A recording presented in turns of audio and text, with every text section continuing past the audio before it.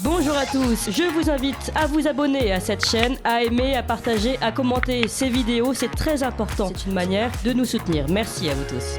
Comme beaucoup de choses d'ailleurs sur le complotisme, finalement, ce sont seulement ceux qui avaient raison avant. Il y a peu de temps, penser que Linky permettait de contrôler notre débit d'eau à distance était complotiste. Eh bien, désormais, c'est officiel. D'ailleurs, ça a même été rappelé par ces informations sur BFM TV le 5 octobre. Écoutez. Concrètement, si vous êtes un client Enedis muni d'un compteur Linky avec un contrat heure creuse, heure pleine, l'alimentation électrique de votre ballon d'eau chaude sera interrompue entre midi et 14h. Cette mesure sera gênante uniquement si vous videz votre ballon d'eau chaude entre ces 2 heures à la mi-journée. L'eau chauffée aux heures creuses reste stockée à température dans le ballon. Grâce à cette mesure, les économies d'énergie ne sont pas négligeables. RTE, le gestionnaire du réseau de transport d'électricité, a fait le calcul. Couper l'alimentation des ballons d'eau chaude à 12h30 pourrait permettre d'économiser jusqu'à 2,5 gigawatts de puissance, soit l'équivalent de 2 réacteurs nucléaires. Cette coupure programmée durera 6 mois, du 15 octobre au 15 avril. Et oui, pas de chance donc pour les méfiants de la société de contrôle, parce que le compteur censé nous accompagner en douceur vers la transition écologique, ce sont les mots d'Enedis, devient donc, vous le voyez vous-même, de plus en plus obligatoire et coercitif. Je rappelle d'ailleurs qu'à partir de janvier 2023, les usagers réfractaires au compteur Linky seront facturés. Alors, pour refaire un point sur Linky, un sujet qui vous touche tous beaucoup, sur lequel on a toujours beaucoup de réactions, eh bien, nous sommes avec Patrice Goyot. Bonjour Patrice Goyot. Bonsoir, bonjour, pardon. Vous êtes président de l'association Robin des Toits. Est-ce que vous pouvez présenter votre association ? Oui, très succinctement, Robin des Toits, c'est une association qui est née en 2004, au départ pour lutter contre l'implantation anarchique des antennes relais sur le toit de Paris. Ensuite, notre domaine d'investigation et de compétences est largement élargi, justement avec l'arrivée des compteurs communicants en 2015. Ensuite, on a continué à œuvrer beaucoup au niveau des antennes relais lorsque la 5G commençait à être déployée. On est aussi très centré sur l'accompagnement et le soutien aux personnes qui sont devenues électro-hypersensibles. D'accord. Alors, ce sont d'autres sujets, la 5G, l'hypersensibilité, sur lesquels on pourra revenir. Mais d'abord, ce compteur Linky qui prend finalement de plus en plus de place dans nos intérieurs, puisqu'il devient quasiment obligatoire. Il devient très difficile de ne pas avoir de compteur Linky. Pourquoi, dès 2015, vous avez tiré la sonnette d'alarme ? Eh bien, il s'agit en fait de déploiement qui a été fait comme la plupart des déploiements de technologies un peu avancées, sans aucune consultation préalable de la part des populations. C'est quelque chose qui a été imposé. Ensuite, ce déploiement part d'une directive européenne qui donnait injonction aux pays de développer ces compteurs-là uniquement si, du point de vue technique, économique, c'était justifiable. Or, il y a certains pays comme l'Allemagne, par exemple, qui ont considéré que pour les usagers, ce n'était pas du tout utile, pour les usagers qui avaient des consommations domestiques assez faibles. Par contre, ici, en France, ça a été déployé. Et donc, ça nous semblait parfaitement injustifié. Et en plus, la loi de 2015, qui est passée en août, avait donné obligation à Enedis de déployer ses compteurs communicants à échéance de 80% des foyers équipés à fin 2021. Par contre, aucune loi n'a obligé les usagers à l'accepter.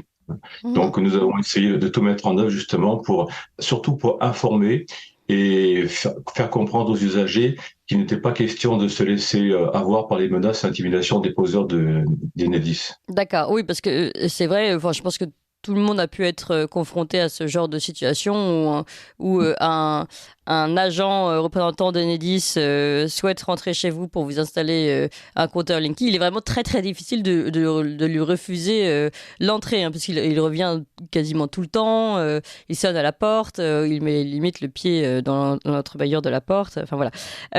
Alors, finalement, aujourd'hui, quels sont les dangers, selon vous, de ce compteur ? Est-ce que c'est le relevé des données personnelles, le contrôle à distance, comme on le voit maintenant sur certains contrats, les ondes ?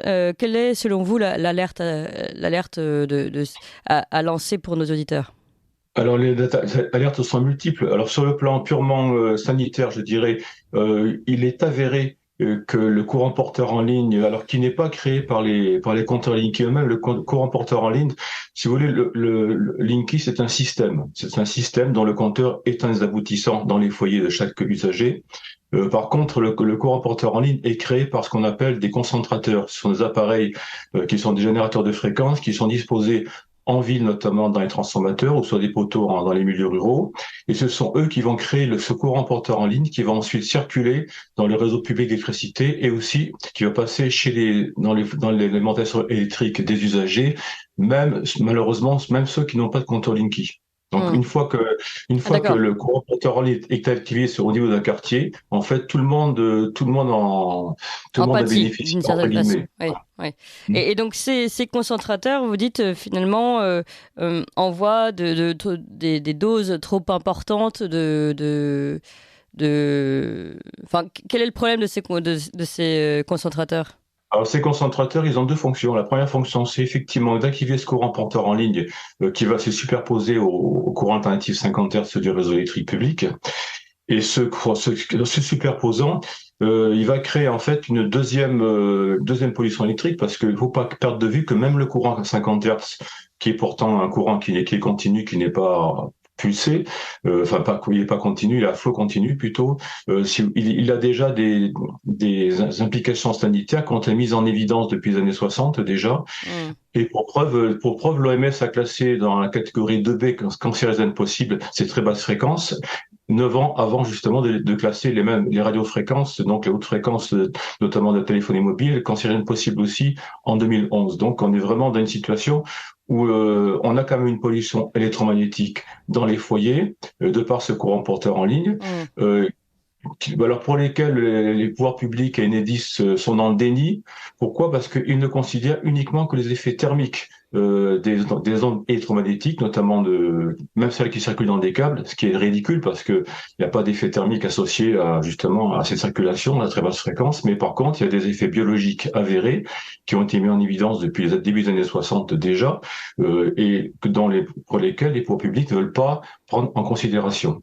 Oui, mais c'est très étonnant en fait ce que vous nous dites d'une certaine façon quand on est un citoyen honnête et que l'on pense que le principe de précaution est respecté. Ici, on voit bien que le principe de précaution qui est tant vanté et qui d'ailleurs demande aux agriculteurs, parce qu'on reçoit ici régulièrement des agriculteurs, d'abattre 5000 poules soudainement parce qu'il y a de la salmonelle dans les environs, et bien là, ce principe de précaution n'est absolument pas appliqué dans notre cas. Alors, le principe de précaution, les pouvoirs publics en général l'appliquent quand ça les arrange. Par contre, quand ils considèrent que c'est pas bon pour leurs affaires, ils préfèrent justement s'asseoir dessus. C'est ce qui se passe pour les ondes électromagnétiques en général et aussi pour le compteur Linky. Alors, le compteur Linky aussi a d'autres inconvénients. Bon, oui. On a bien vu que ces dernières années, on a vu quand même une augmentation assez sensible des incendies d'origine électrique. Alors, on peut se poser la question s'il y a une corrélation avec l'installation des compteurs Linky, mais comme Enedis détient toutes les données, on peut pas du tout on peut pas du tout en déduire quoi que ce soit. Ensuite, il faut pas perdre de vue aussi que cette supposition d'un courant porteur en ligne d'une fréquence qui va de 35 000 Hz à peu près jusqu'à 95 000 Hz, et en plus c'est un courant qui est envoyé par impulsion. C'est pas un courant qui est envoyé de manière uniforme, c'est envoyé par impulsion, comme d'ailleurs les ondes de la téléphonie mobile, et c'est ça qui biologiquement est extrêmement handicapant et provoque des symptômes. Alors d'une part, ça provoque des symptômes chez les gens, mais aussi au niveau des installations électriques, dans les appareils électriques, notamment ceux qui ont de l'électronique, et justement qui ne sont pas conçus pour recevoir justement des courants à des fréquences supérieures à 50 Hz. Donc on a souvent des dysfonctionnements, voire des surconsommations d'appareils électriques, et voire carrément des pannes ou des débuts d'incendie. Ensuite, au niveau des êtres humains, justement, il n'a pas été rare, on a reçu beaucoup de témoignages de gens qui ont basculé dans l'électro-hypersensibilité avec des symptômes tout à fait, disons, manifestes de cette pathologie, après justement l'activation du courant porteur en ligne dans leur quartier. D'accord. Donc, mais d'ailleurs, comment fait-on pour reconnaître cette hypersensibilité ? Alors, en général, c'est quand même assez spécifique à chaque personne, mais par contre, il y a quand même des modes communs. Par exemple, la plupart des gens qui basculent dans cette hypersensibilité, quand on parle de basculement, c'est-à-dire qu'on arrive dans un stade où l'exposition chronique, même à des très faibles valeurs à ces ondes électromagnétiques, génère justement ce basculement. C'est-à-dire que le corps n'est plus en état en capacité de se réparer.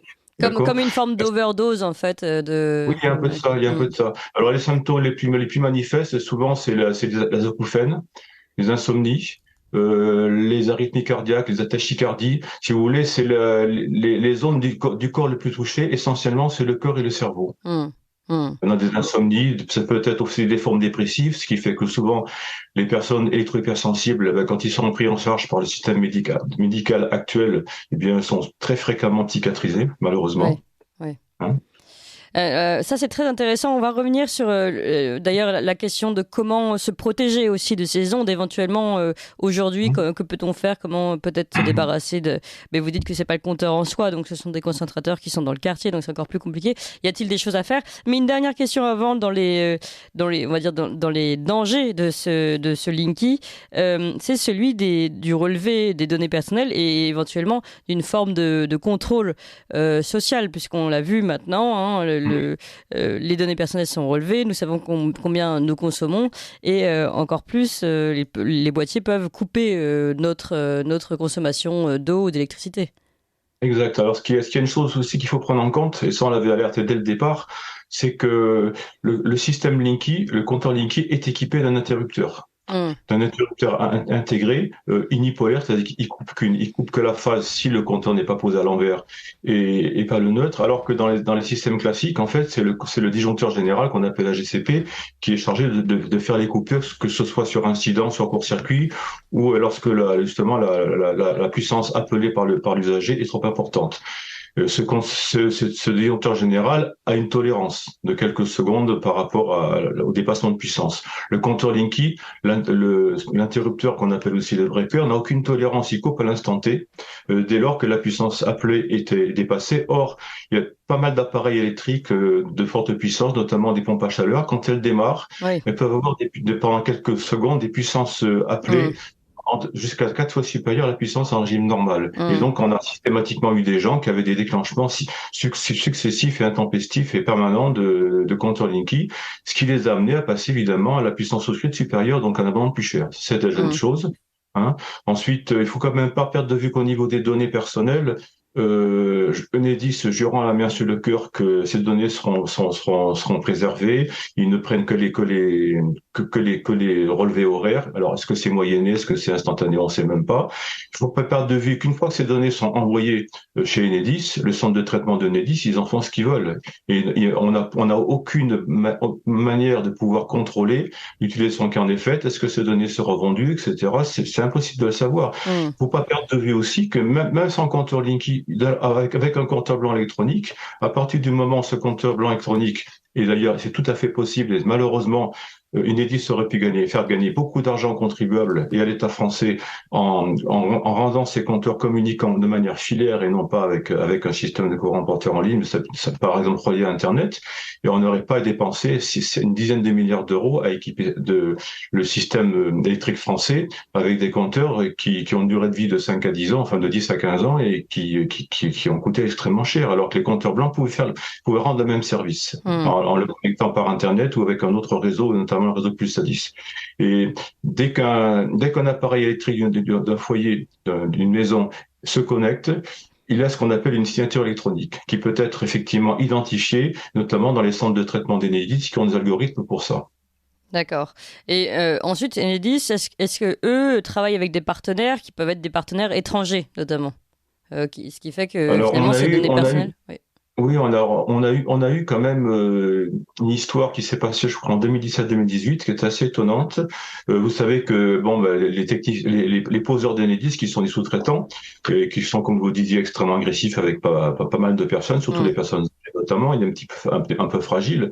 Ils récupéraient tous les compteurs évidemment qui étaient déposés. dont la plupart étaient en très bon état. Ces compteurs auraient dû normalement revenir aux communes, puisque ce sont elles qui sont les propriétaires de ces installations électriques basse tension. Mais ces compteurs auraient été réparés par Enedis. Alors Enedis faisait croire qu'il allait recycler les matériaux des compteurs.